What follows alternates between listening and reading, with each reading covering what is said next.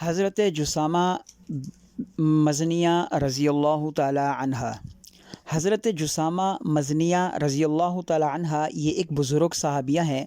ان کا تعلق قبیلہ مزنیہ سے تھا۔ حضرت جسامہ رضی اللہ تعالی عنہ ہجرت نبوی سے پہلے ہی مکہ مکرمہ میں حضرت صلی اللہ علیہ وسلم پر ایمان لے آئی تھیں۔ حضرت ختیجہ رضی اللہ تعالی عنہ کے پاس اکثر آیا جایا کرتی تھیں۔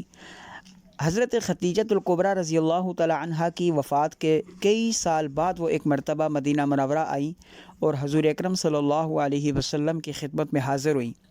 وہ بہت بوڑھی ہو چکی تھیں۔ حضور اکرم صلی اللہ علیہ وسلم نے پہلی نظر میں ان کو نہ پہچانا۔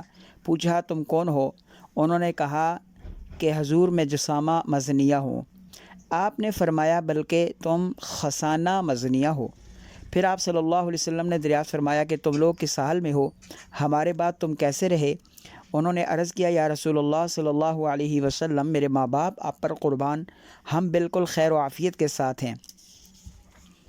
سیدہ عائشہ صدیقہ رضی اللہ تعالی عنہ نے عرض کیا یا رسول اللہ صلی اللہ علیہ وسلم، اس بڑھیا کی آپ نے بہت عزت اور تکریم فرمائی۔